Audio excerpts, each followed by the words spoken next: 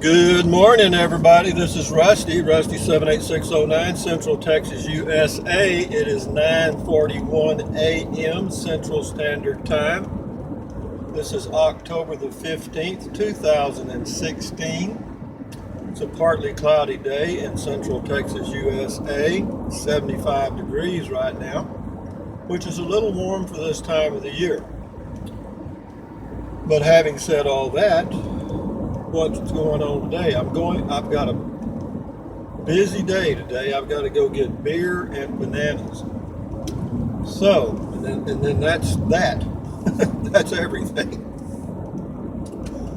Anyway, I had a little thought. I was reading a magazine yesterday, and there was a comment in the magazine from these people that were traveling in an RV about having run into some problems at a border checkpoint in West Texas. And what it was is, oh my goodness, this guy's stopping in the road with no taillights. How about that? Good job, Bubba. But anyway, we made that. I almost got a ride in a boat. But anyway, oh, I see why he's pulling over now. He sees the sheriff up here, and he knows if he goes by with his illegal boat, he'll probably get a ticket. But anyway, these people had been traveling in an RV, and apparently they were in West Texas, and there are checkpoints on Interstate 10 near El Paso, and then there are checkpoints out in the Big Bend area of Texas. As you're going, you just drive right by them, but as you're coming out of Big Bend, you have to go through the checkpoint. But anyway, what happened was their RV was searched, and when the Border Patrol search vehicles, sometimes they can be a little messy. And anyway, the people were ticked off, and they wanted to sue the Border Patrol, etc. But whether they'd done anything illegal or not was not mentioned in the story. But what I wanted to mention here is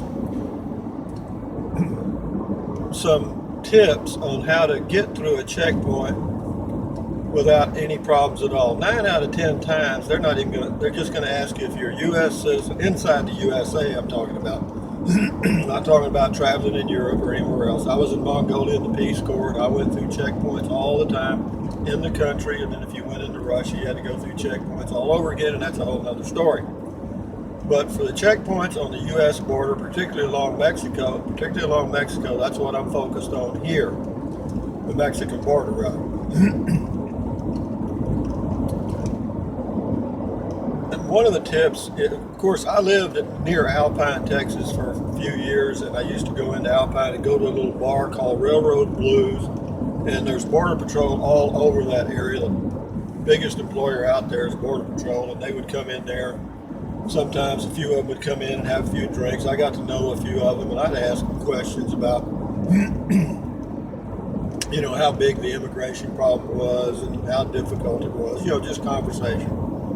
And anyway, one of the guys pointed out that whenever you approach a border checkpoint anywhere, this would apply anywhere, be sure that the border patrolman can see your hands. Put both your hands on the steering wheel, visible, okay? And, don't be moving stuff around in the seat, and don't be stopping before the checkpoint, dumping stuff in the trash or rearranging stuff, because that's just might as well be waving a red flag. But if they can see your hands, that's a big plus. And number two, if you're wearing sunglasses, and I wear sunglasses, so I'm guilty of this occasionally because I forget, but take your sunglasses off. Roll down the driver's side window, because when you get up there, they're just going to ask you normally if you're a U.S. citizen. They may ask you where you're coming from or where you're going. And you can be a smart ass and say it's your constitutional right not to answer those questions, and it may or may not be. But don't be an idiot. You don't have to be an asshole. If you're a U.S. citizen, just say, yes, I'm a U.S. citizen, and I'm going to Albuquerque on vacation. That's it. You don't even have to, the less you say, the better off you are. just answer the question and then shut up. Because anything you say after you've answered the question can lead to another question. So just answer the question. Are you a U.S. citizen? Yes. Where are you coming from? Fort Stockton, Texas. Where are you going? Albuquerque, New Mexico. Why? Vacation, camping. That's it. And you're done. Then they'll flag you on through. Most times they just ask if you're a U.S. citizen and wave you through because they got thousands of cars passing through those checkpoints every single day. But I've seen YouTube videos where the guys they show how they can be real smart asses by pulling up to these checkpoints and saying something like, I don't have to answer that question, but it's my constitutional right not to answer that question. Well, it probably is. But your constitutional right can get you pulled over to the side and your car searched and you harassed like you've never been harassed before. That can happen. And so just answer the little questions and go on about your business. Normally you won't have a problem. They're nice guys. Most of them are just young guys in their 20s. And, they don't want to be out there at all. I mean, they're just making a paycheck. And they make pretty good money. Actually, they do pretty good. And with all the new emphasis on border protection or border security, they're doing okay. And but anyway, I just happened to think of that because I just got back from a trip a few weeks ago and I had to go through 2 checkpoints. And I never have a problem, knock on wood.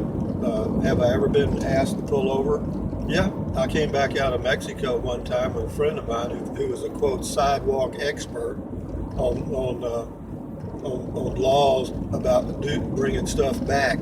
He said we could bring 2 bottles of tequila apiece or rum back, 2 quarts apiece every 24 hours. Well, he was only 100% off. At that time, the law was 1 quart in 24 hours per person. So we had to pour out a quart apiece. They took us into the restroom with a bottle each. We poured them down the drain and dropped the bottles in the trash.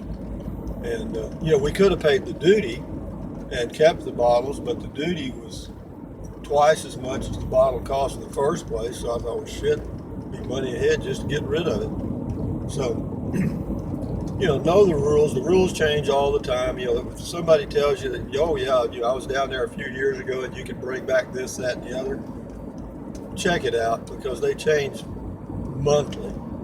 And also for you people that travel in airlines across borders all over the world and travel in cars across borders all over the world, if you go into a duty-free shop in an airport or wherever you are and you buy products to bring home and you think that you're going to get through security without declaring them, you're kidding yourself, because the duty-free shops are just tied right in with immigration right there. I mean, what they put in their system is in the checkpoint system also. So when you get up there, your name's there and everything. When you show them your passport or whatever, you show them your identification, depending on where you are. And they ask if you're bought any products and you're bringing them back, and you say no, your credibility just went right below 0. Because there's your name with a list of the products on their computer screen, and you've just said no. So be careful with that. It's just a good idea to be honest, but the mistake most people make is, number 1, they talk too much. Number 2, or they answer questions that weren't asked. But have your answers prepared, because the standard questions are, they're not going to ask you who you are because they already know that. And they know if you owe any income tax, they know your criminal background, they know everything about you before you even get to the checkpoint, okay? That electronic gear out front is damn efficient. But don't try to be a comedian. They don't, that's not going to impress anybody. But have your answers ready. In other words, if they say, "Are you a U.S. citizen?" Yes. And look at them in the eyes. No sunglasses, eye contact, good. And what's the purpose of your visit into this country? If you're going into Mexico, well, you can say, "I'm just going in shopping." That's enough. Or you can say vacation. That's good. Now be careful about saying you're going in on business, because that can lead to a lot of other questions. So, uh, and also, if you're coming back and they ask if you're bringing anything back, any plants, et cetera, in my opinion, don't lie. We've done things when I was a kid. We used to take the door panels off of an old pickup and hide bottles in the door and then put the panel back on and screw them. Yeah, and we made it. They probably knew we had the crap and just let us come on in. But if you got caught doing that now, I mean, you can you can ruin your life for 50, for something you'd have paid $50 for. So anyway, having said all that, just a few tips on border crossing etiquette, I guess you'd say. But in my opinion, be straight, answer the questions, be ready, because most people are nervous. I know I am, even though I'm not doing a damn thing. Every time I come to a border checkpoint, because what happens is they keep up with the number of times you've been through checkpoints in the past year or more, and it's all done by algorithms. In other words, mathematical formulas. In other words, after you've been through checkpoints for about uh, who knows, if you go through checkpoints say once a week, then pretty soon they're going to pull you over and check you out. And I don't want to reach that number. But be that as it may, I'm here ready to go get my beer and bananas. And this is Rusty 78609, Central Texas, USA. Thumbs up to you guys. Carpe diem, adios. Enjoy your day. I'll enjoy mine. Bye bye.